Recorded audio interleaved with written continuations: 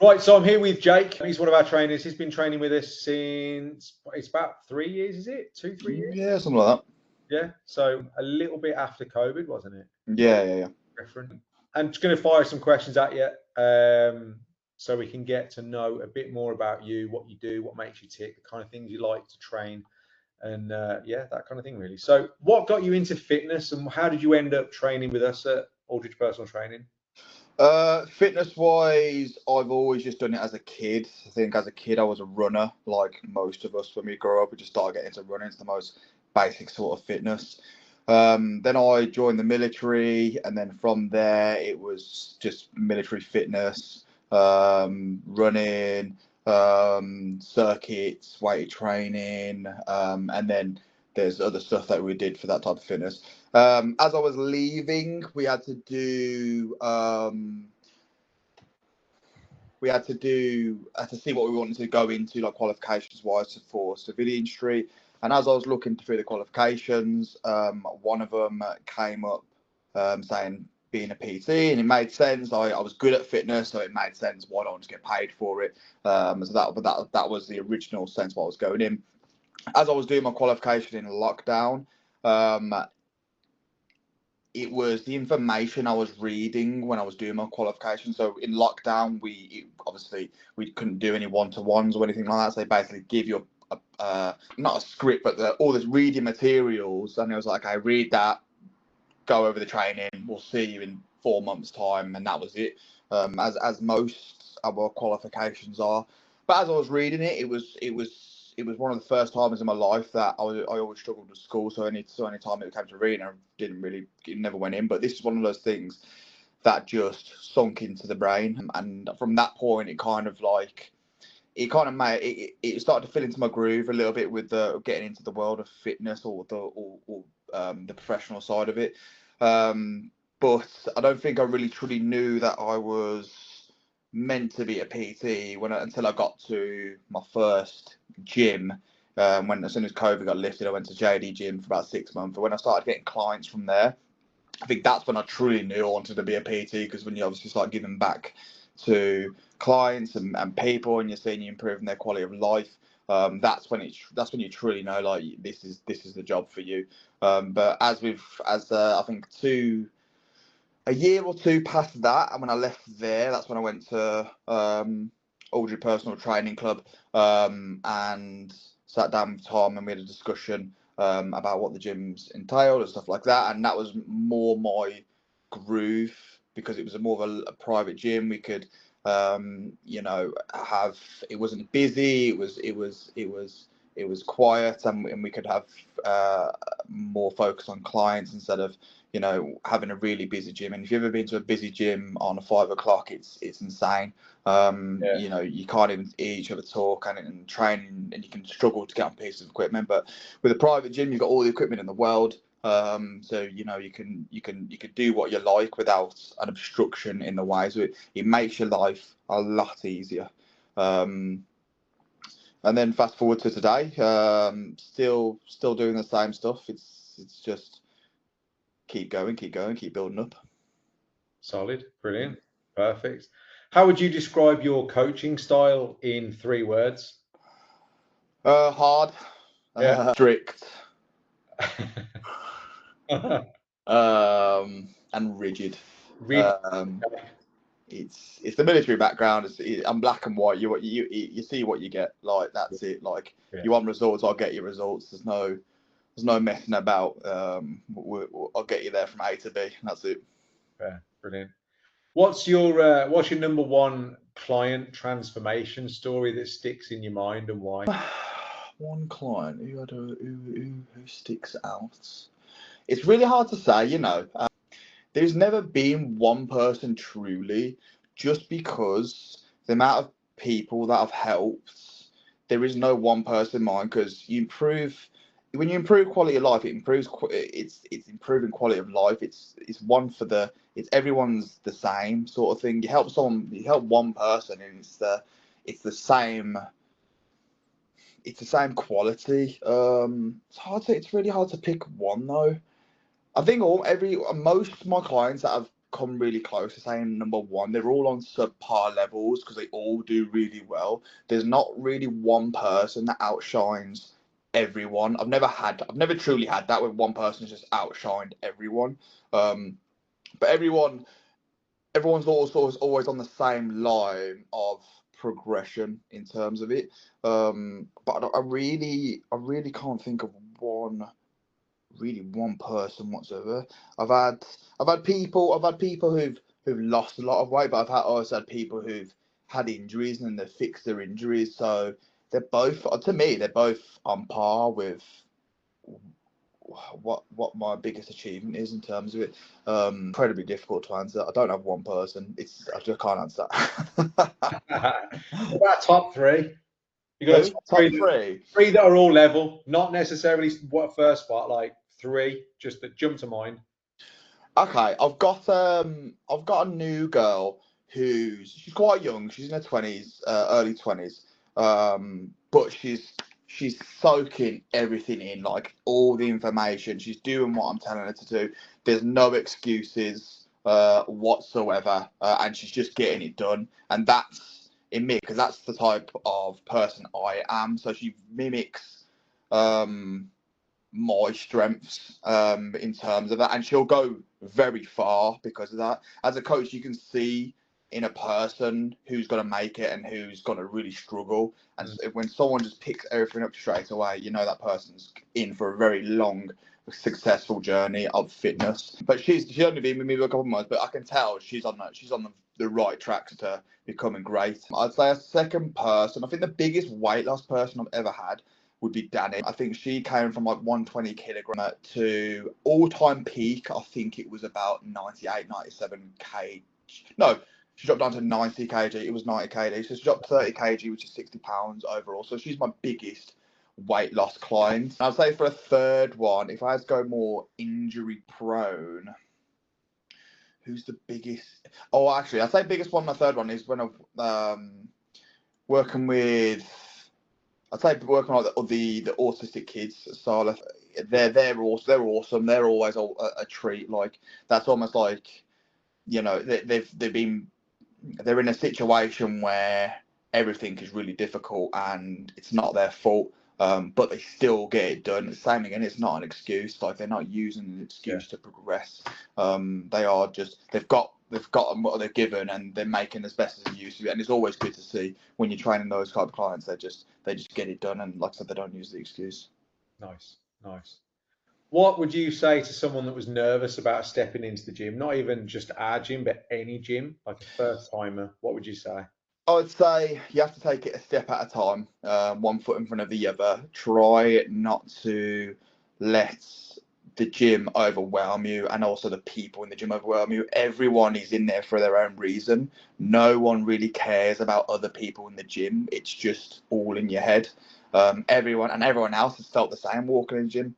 No one's ever walked into the gym for day one cocky as hell and expecting they're going to own the gym.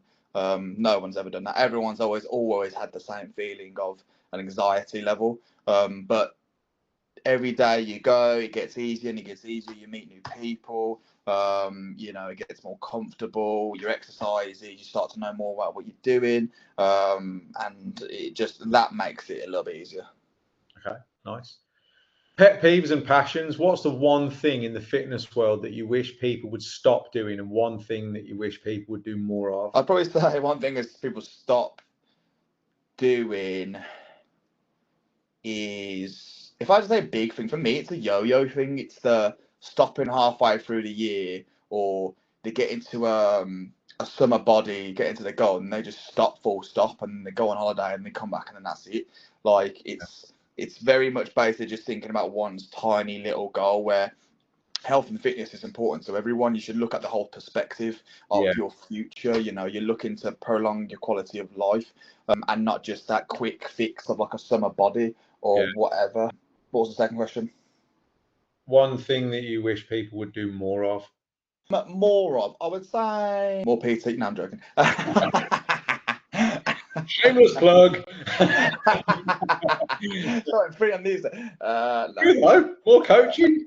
Yeah, I'd say that. Yeah, but definitely yeah, when new people go to the gym, they are very at the high risk scale of hurting themselves when it comes to Yeah, their exercises. So yeah, definitely more coaching, just because you know what you're doing. It's more tailored to where you want to go with your goals. Either that's an injury base, you're looking for just generic fitness, or you're looking from an aesthetic point of things. You need to be doing certain things, be pushing in direction. If you watch some other guy doing an exercise in the gym, a lot of the time that's not going to be for you. And the second time, you ain't really focusing on those little tricks and tips that he might be doing, which is preventing injury and anything like that. So you pick up those weights and then you hurt yourself, and then you're back to square one, and then you got to go through rehab and all that stuff, and that's regression, and then that's your head's going sideways. So you want to know as much as possible. I am glad. Before PT, I've never really picked up weights, like proper weights. Like I've done circuits, but it's never been like consistent amount of weights. So I did my PT qualification before that. So I had this baseline of all this information before I was going into lifting weights, and that made that first 2 years progression skyrocket just because of that. If I would have just gone through years of trial and error, I'd be nowhere near as I am today. Nowhere near. yeah. Okay. So often going to someone for coaching, or the shortcut is helpful, because all the Yeah. cues you miss out on those just by can't just watch someone do something and expect to be able to do it to the same level. So, Yeah, of course. behind the scenes, what do people not see about being a coach that you think is important?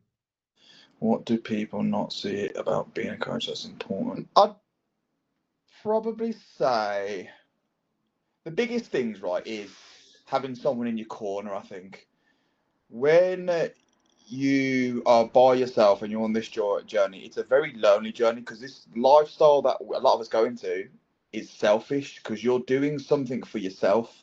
Fitness is a selfish goal. You're doing it for you, and you're improving your quality of life. It is for you. You're eating certain foods for you. That means, when you're going out for a meal, you've got to eat that meal to benefit your goals, and not by having a pizza or whatever. You're eating the right foods, which then can pull back some things on social events. People might look you at a different way because you're eating good foods and not having what they're having.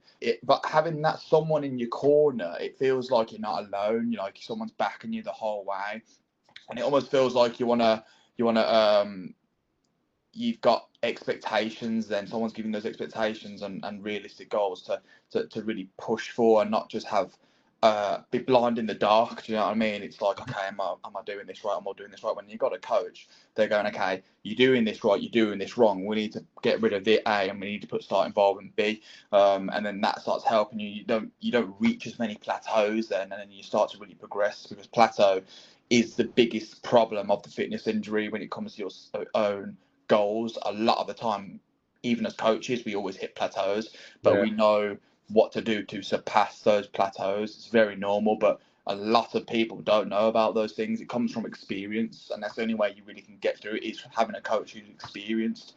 So yeah. What's your current favorite exercise or training style, and why? I think I know what you're going to say, but My preference, and as my goals in myself. So I am a bodybuilder. So my goals is aesthetic. So I am building muscle to shape my body to look good, in essential. That's the basic terms of what a bodybuilder is. So my style of training is hypertrophy. So I'm trying to build muscle, and not really focus on the fitness side of things. My goal is to build muscle. Strength doesn't really need to take a big play. It's just aesthetics, more than anything. So my only style of training is weight training, and at the minute I train twice, and then I have a rest day. So I'll train an upper day, which is full upper body, and then I'll train a lower day, and that's full lower body, and then I'll have a rest, and then it's a rinse and repeat, rinse and repeat, rinse and repeat.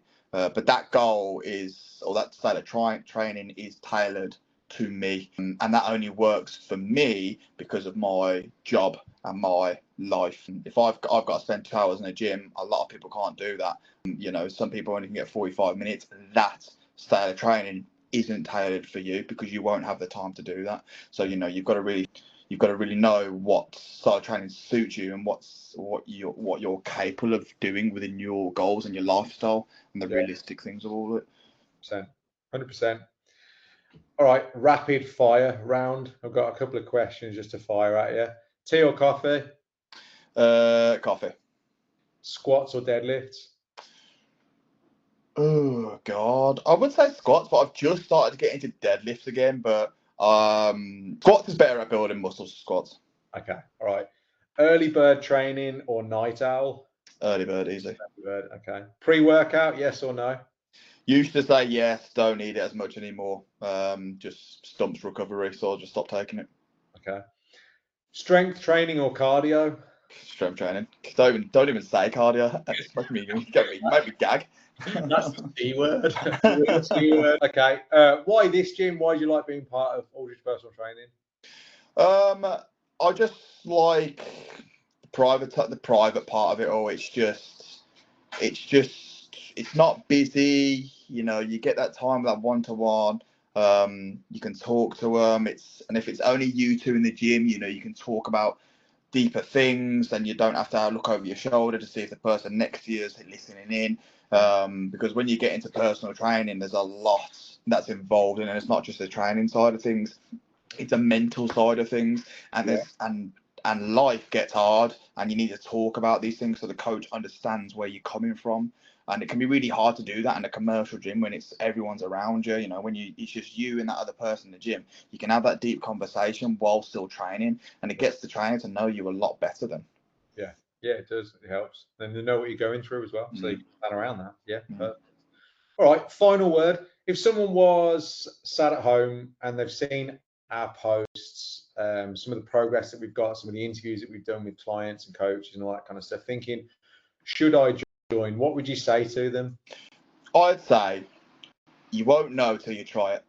It's one of those.